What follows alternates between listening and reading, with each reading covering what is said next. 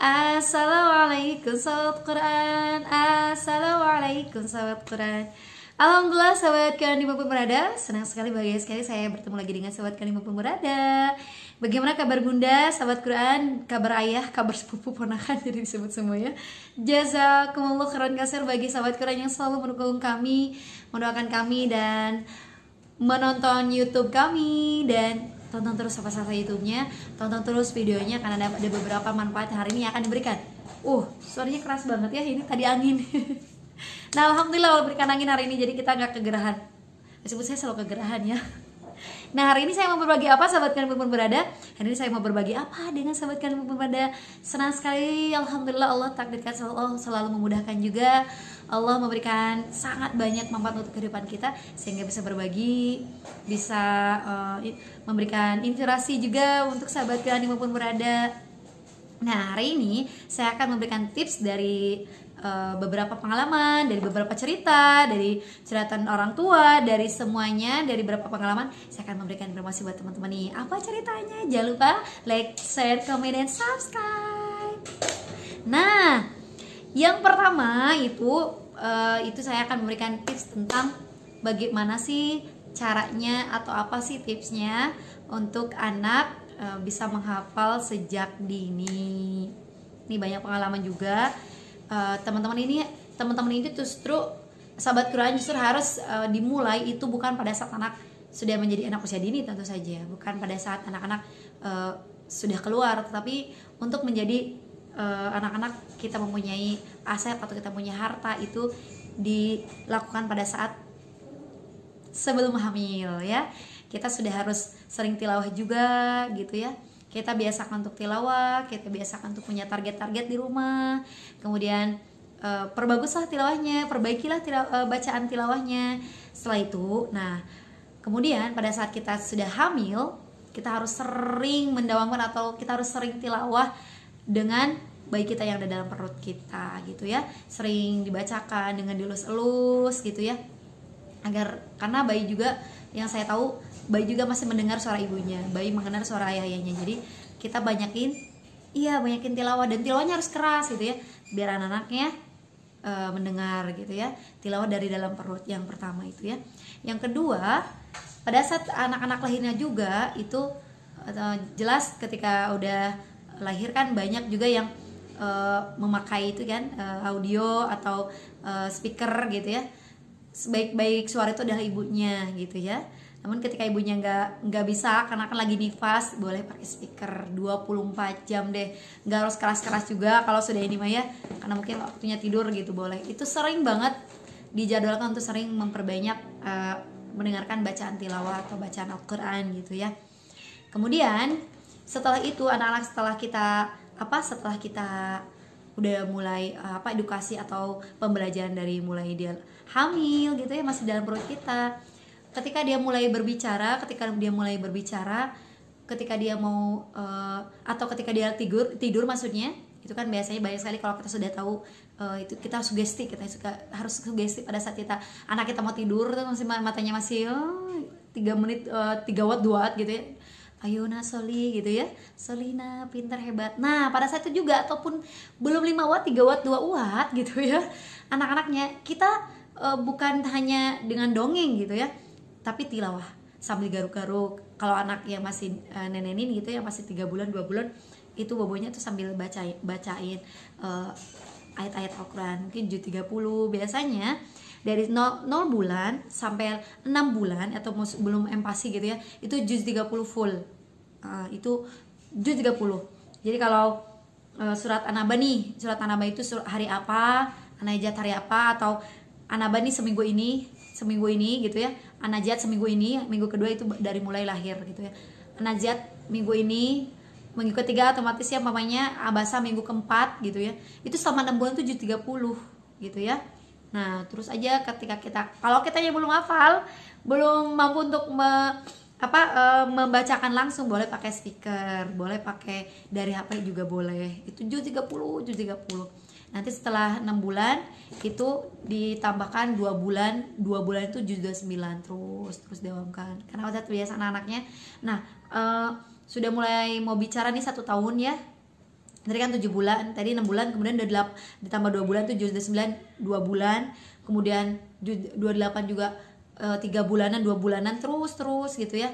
Boleh ketika anak mulai ini lagi, mulai bicara lagi, sudah mulai mama, mi mah jarang mama. Mi itu susah gitu ya. Baba gitu ya. Dede, tete, a yang paling mudah itu mulai lagi 30 pada saat dia mau tidur, di baju, mau makan, itu gitu ya. Anak-anak sudah mulai berjalan gitu ya, sudah 13 bulan itu mau makan sambil murojaah juz 30 gitu. Silakan mau juz berapa, karena ada anak-anak sudah mulai mau bicara, sudah mulai dia sedang belajar. Kalau masih bulan-bulan kemarin kan masih ditilawakan juz ini, juz 30 6 bulan. Kalau saya gitu 6 bulan, juz 29, juz yang lain, sampai pas sudah mulainya bicara. Nah, itu sudah mau makan, tilawah atau murojaah surat apa aja terserah. Biasanya kalau pengen anaknya hafal itu juz 30 dulu ya. Nanti mau makan, pada saat lagi di baju tuh, lagi dipopokin, anak-anaknya mau nyanyi dengan Nina Baba atau cicak. Biasanya kalau lagi di pampers dipopokin, dipopokin cicak. Nah, kita ganti dengan a'udzubillahi minasyaitonir, itu seperti itu. Jadi mau makan, pada saat lagi makan kan, kalau anak-anak makan itu lama banget ya. Biasa lari sini lari sana. Nah, kita tilawas, kemudian di baju gitu ya. Kemudian mau tidur, itu wajib kita mau tidur seperti itu. Nah, kemudian setelah itu sudah mulai anak usia 2 tahunan itu sudah mulai bisa tergantung ya. Ada anak yang memang tergantung, ada anak 2 tahun tuh bisa ngomong. Itu ada juga yang alun gitu. Ada yang memang luar biasa, sasa alun. Ada yang memang belum, anak 4 juga belum. Ada yang belum gitu, ada yang sampai 4 tahun, ada yang belum. Allah belum takdirkan, Allah belum rezekikan untuk bisa ngomong gitu ya. Tetapi dari pengalaman kami, apalagi di Quran Sekolah Kuningan, bagi anak-anak 4 tahun itu yang belum ngomong, yang belum takdirkan Allah, belum bisa ngomong, yang belum bisa ngomong, itu 4 tahun ke QS belum bisa ngomong, gitu ya, seperti itu sampai yang separahnya seperti itu qadarullah biiznillah ya, dengan izin Allah. Setelah setahun mengajar di Quran Sekolah Kuningan, ngaji gitu, itu masya Allah, itu progresnya tuh luar biasa gitu, karena itu dia gitu. Jadi terapinya oleh Al-Quran. Jadi selain kita ingin mengajarkan anak sejak dini menghafal Al-Quran, itu juga bisa menjadi terapi untuk anak-anak yang belum bisa ngomong gitu. Jadi nah itu ya, 2 tahun setengah bisa ngomong gitu. Nah, untuk anak yang sudah bisa ngomong itu sudah diajarin dengan intensif. Contoh mamanya, Nana ikutin. Kalau anak-anak yang belum, cukup mendengarkan saja. Seperti itu. Nanti ketika dia sudah mulai untuk belajar nih, sama kayak di balik Al-Quran, itu udah nggak asing, sudah mulai hafal. Karena anak usia segitu sangat luar biasa pendengarannya, semua indera-inderanya luar biasa kan, indera pendengaran, indera penglihatan gitu ya, itu luar biasa. Makanya kita ambil sebaik mungkin masa kemasan itu dengan Quran gitu ya, dengan Al-Quran gitu ya. Nanti tolong dibantu juga ibu-ibu, bunda-bunda semua, dengan harus balance ya. Bunda harus dibantu juga dengan akhlak Quraninya. Jadi jangan bacaan Qurannya itu adalah bonus, karena yang terpenting juga adalah akhlak gitu ya. Terpenting juga dengan adab. Ilmu itu nomor 2, tapi adab dan akhlak itu nomor 1. Bahkan ada para sahabat tuh belajar akhlak itu sampai 40 tahun, sampai sepanjang itu, dan kalau untuk belajar ilmu cuma 4 tahun doang. Jadi otomatis ketika ibu-ibu mendawamkan tilawahnya, jangan lupa untuk akhlak Quraninya. Nah, makan sambil tangan-tangan, dengan duduk, tidak memaksa, ngamuk dan sebagainya. Itu. Nah, itu ya untuk usia dini. Jadi sahabat Kanima Permada, barangkali ada yang belum punya nih anak, bunda belum bisa ngomong, gak apa-apa. Itu cukup dengan kita tahu, kalaupun dia bisa ngomong itu sudah bagian yang menghafal, itu udah luar biasa gitu ya. Itu udah luar biasa, kita tidak bisa memaksakan gitu ya.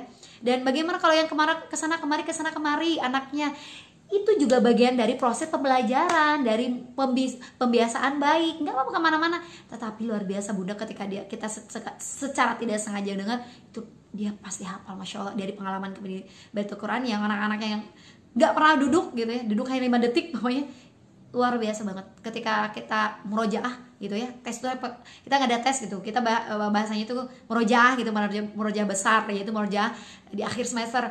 Itu luar biasa, anak kecil itu luar biasa banget, dan itu menginspirasi hati kita gitu. Kenapa gitu, bundanya anak aku harus ngapalin terus gitu ya, bunda nyuruh kita ngapalin terus di rumah di Quran Sul Kuningan. Kenapa bunda itu juga ngehafal? Jadi itu menjadi inspirasi buat kita untuk ngapalin bareng, karena target kami tidak hanya anak hafal Quran dan juga ada Quran atau ahlak Qurani, tapi menghadirkan satu hafal Quran di rumah, nanti bareng-bareng ngapalin bersama-sama dengan keluarganya, dengan ayah bundanya, dengan anak semuanya, insya Allah, dan menjadi nanti kumpul lagi di surga dengan Qurannya masing-masing, dengan hafal Qurannya masing-masing. Kayak gitu sahabat Quran. Jadi ada suara ucing. Nah itu seperti itu bunda. Jadi kalau kita sudah dibiasakan dari mulai hamil, dan sudah dibiasakan sebelum bundanya juga hamil, sudah dibiasakan tilawah, agar nanti persiapan mendengar suaranya bukan hanya dari speaker, tapi dengan suara bundanya langsung gitu ya, sudah mengenal bundanya langsung, itu akan cepat hafal gitu ya, karena langsung bundanya ngajarin. Kemudian pada saat hamil, setelah anak-anak kita udah keluar tuh si dede bayinya, tahapan-tahapan pertama mulai juz 30 dulu sama 6 bulan dulu, pembiasaan dulu. Kemudian nanti juz yang lain didengarkan saja dulu, silahkan beberapa bulan. Kemudian pada saat prakteknya anak sudah mulai ngomong, nah untuk bisa anak dikit-dikit sambil makan, di baju gitu ya, pada saat sudah mandi gitu ya, kemudian mau tidur. Nah kalau anak-anak saya juga, saya pribadi juga, pada saat tidur wajib tuh harus didawamkan terus atau harus dimurajah terus. Seperti itu sahabat kami berada. Nah selalu sehat, selalu bahagia, dan jangan lupa like, share, komen, dan subscribe. Semoga keluarga kita ada keluarga penghafal Quran, ada keluarga yang ahli Quran, dan bisa mengajak kita nggak punya banyak amalan, kita nggak punya banyak, nggak sering sedekah tahajud nggak tiap hari, tapi minimal aset kita, harta kita yang sesungguhnya, yang nanti ketika kita tidak ada nih, harta kita nih yang akan terus memberikan kita doa nanti dan membawa kita ke surga. Amin sahabat kalian berada. Semoga sahabat kalian selalu bahagia ya, dan sahabat kalian semoga anak-anaknya sehat selalu dan baik, hebat dunia akhirat juga. Kita tutup saja. Subhanakallahumma wa bihamdika asyhadu an la ilaha illa anta astaghfiruka wa atubu ilaik. Assalamualaikum sahabat Quran. Assalamualaikum sahabat Quran.